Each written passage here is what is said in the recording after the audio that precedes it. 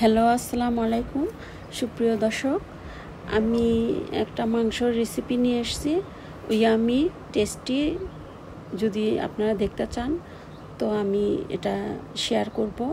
দেখুন, প্রথমে আমি 1 কেজি মাংস নিয়েছি, ধুয়ে নিয়েছি। নেওয়ার পরে সেই মাংসটার ভিতরে আপনার এখন মশলাটা দিব। ঠিক আছে, প্রথমে আদা বাটা দিলাম, তারপরে একটু ওই রসুন বাটা দিলাম।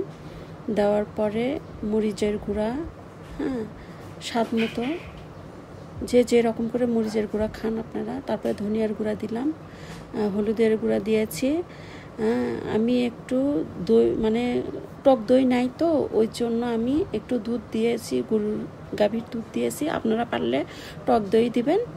ঠিক আছে, দিয়ে এটা আমি ম্যাগনেট করে আমি এটা 10-15 মিনিটের জন্য রেখে দিলাম। দিয়ে চুলাতে আমি তেল দিলাম। তেল দিয়ে দেখুন, এই মশলা চুলার তাপটা হিট হলে আমি তখন প্রথমে আমি দুইটা গরম মশলা দিয়েছি, এই যে দেখুন। তারপরে আমি আপনাদের একটু এই মশলাটা তাপ হয়ে গেলে তারপরে আমি দারুচিনি দিব। এখন এই যে 4-5টা দারুচিনি দিয়েছি।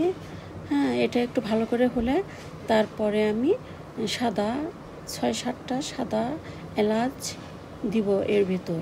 এই যে দেখুন, এলাচ দিয়েছি। কারণ এলাচের ফ্লেভারটাই সবচেয়ে বেশি সুন্দর। তারপরে গোলমরিচের গুঁড়া, তেজপাতা।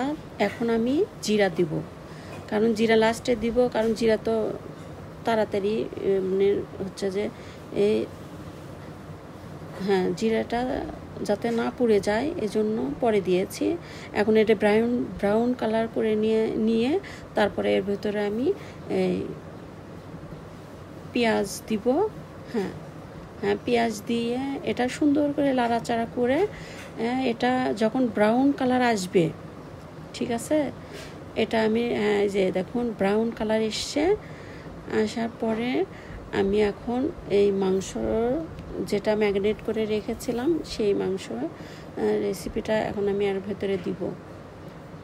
দিয়ে দেখুন, এটা বাসায় আপনারা অবশ্যই একবার ট্রাই করে দেখুন, অনেক সুস্বাদু হয়। আর এই যে দিয়ে আমি কোনো মানে কোনো পানি দিব না এর ভেতরে। আমি এই মাংসর পানি দিয়েই আমি এটা কষাবো। এটা কষায়া মানে এখন আমি হিটটা লো করে দিব।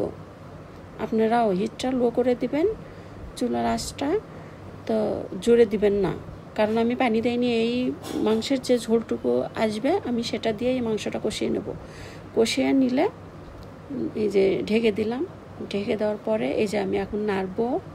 দেখুন, এই যে একদম আমি ঝোল দিইনি, ওই মাংসর ঝোল যেটুকু বাড়াইছে ওইটুকু দিয়েই আমি সিদ্ধ করে নিচ্ছি, যাতে মাংসটা মানে খুব নরম এবং সফটি হয়, খাইতেও খুব খুব মানে টেস্টি হয়। দেখুন, আমি আপনাদেরকে আবারও বলতেছি যে এভাবে বাসায় আপনারা যদি একটা বার একটু চেষ্টা করে দেখুন। ভালো না লাগলে অবশ্যই কমেন্ট করবেন, আর যদি ভালো লাগে সেটাও কমেন্ট করবেন। ঠিক আছে, তো এইভাবে মানে মাংসটা মানে সিদ্ধ করে নিয়েছি। নেওয়ার পরে একটু আপনি ঝোল দিলাম। এটুকু ঝোলও আমি ওই পানিতে একবারে কষিয়ে নিব।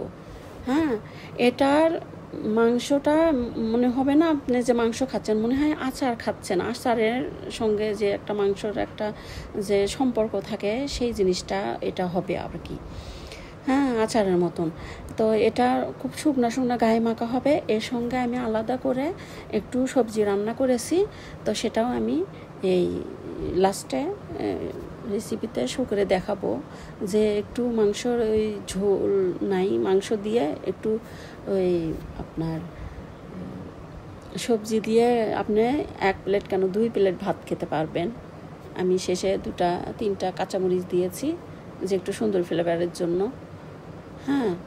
তো দেখুন, এই যে পানি একদম শুকিয়ে যাবে, মানে একেবারে এই নরম খুব সুন্দর নরম একটা ইয়াতে আসবে। হ্যাঁ, তারপরে শেষে আমি এই মানে জিরার গুঁড়া আর ধনিয়ার গুঁড়া ভেজে গুঁড়া করে নিয়েছিলাম, সেটা দিয়েছি একটু ফ্লেভারের জন্য। হ্যাঁ, এইভাবে দেখুন, এভাবে আমি এখন নামিয়ে ফেলবো। ঠিক আছে, তো এই যে দেখুন শেষের ফিনিশিংটা। ধন্যবাদ, অবশ্যই আপনারা ফলো দিবেন এবং সাবস্ক্রাইব করবেন। হ্যাঁ, বাই। এই যে দেখুন অনেক সুন্দর একটা রেসিপি। তো ধন্যবাদ, আপনারা অবশ্যই ফলো দিবেন।